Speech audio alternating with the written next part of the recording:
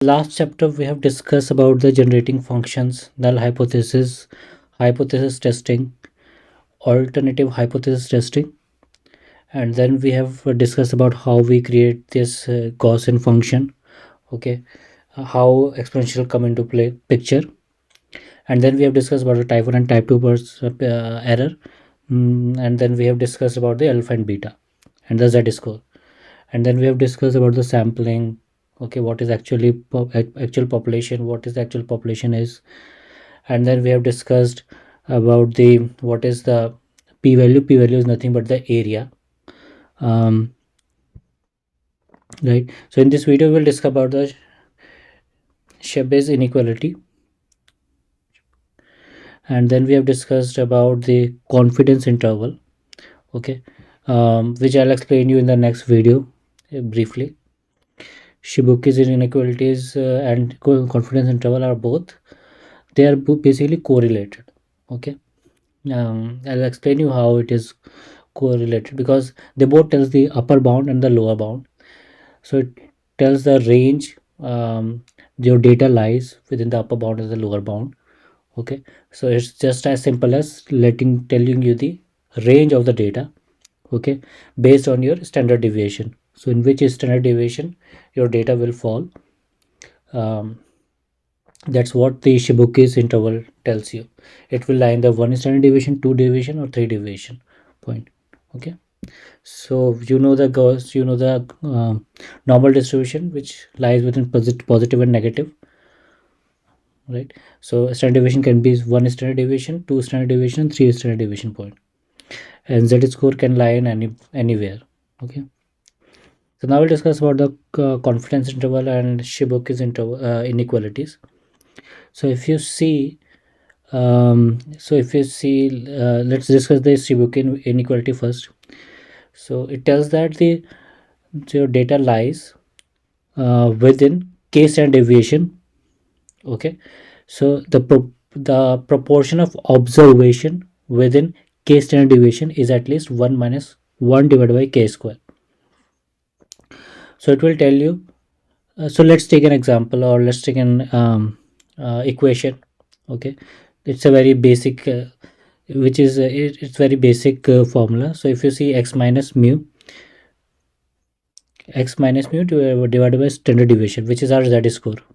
So keeping this in mind, so if you put x minus mu divided by sigma, okay, so it will become the z. So it will become z is greater than equal to k, less than equal to 1 divided by k square, right?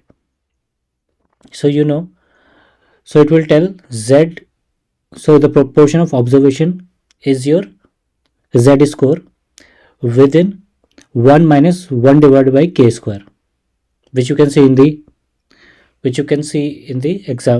equation, right? So if we divide the whole equation by mu, okay, with standard deviation, so x minus mu divided by the standard deviation will become z.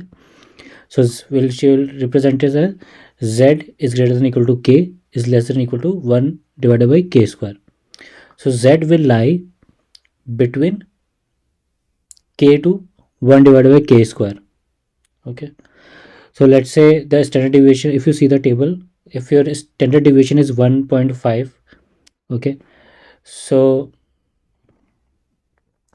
if you equate your standard deviation 1 minus 1 divided by 1.5 whole square, it will give you the 0.56, which is 56%. So if it is if your data lies in 2 standard deviation, it will be 75%. And similarly, if your data lies in 89%, it will be 3 standard deviation, and for 4 standard deviation it will lie between the 94%. So this is what the Shibuki's inequalities tell. Okay, so it will tell that the proportion of observation, so it will tell your data lies within the k standard deviation. If your data lies within the k standard deviation, so how much percentage it will take? Okay, so which will be 1 minus 1 divided by k square. So the proportion of observation within k standard deviation is at least Okay, so if you know the Z score, you will multiply by the standard deviation, and if you know the standard deviation, you will know how much percentage your data lies in.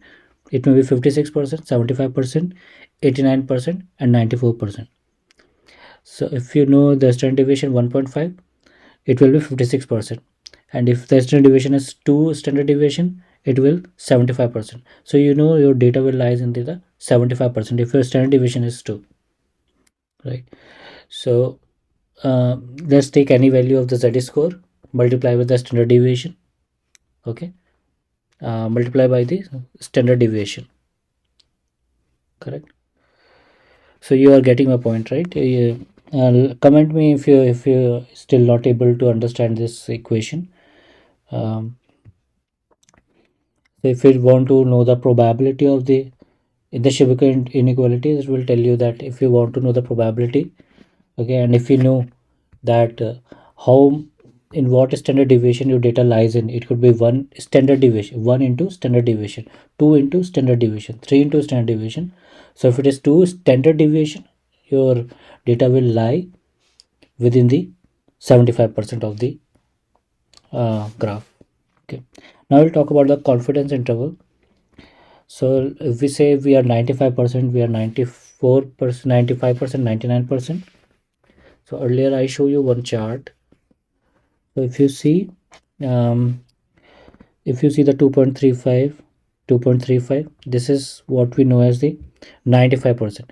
So till 2.35, which is the 3 standard deviation, you will say that your confidence interval is 95%. So if I say 1 standard deviation, if we say 2 standard deviation, so 95% comes under 2 standard deviation. Okay, in 1 standard deviation it will be 64%, or at least 56%, which we have seen earlier. Okay, so I'll tell you another chart. Yeah, this chart. So for 1 standard deviation is 68.2%. Okay, 2 is 95, and 3 is 99%. Okay, so Shibaka inequalities, if you see, it will be 1 minus 1 divided by k square. Okay, so it will tell you the at least probability it will lie under this. So maximum it will be 99%, but Shibaka interval will tell less the that data. Okay, which will tell you the range of the data. Now if you see the confidence interval, now you know the percentage of how do you know that what is the actual data is, right? So if I'm saying 95%, I'm sure. So you have to calculate the upper bound and the lower bound. Okay, so what is the actual value of the data? So if you know the mean is 100, okay, and you have n as 25 observation, okay, and your p value is 0.05, which is your area. Okay, which is your area, 0.05, and your sample mean is 500, right? So it will be 520. It's sample mean is 520, not 500. 520 plus plus.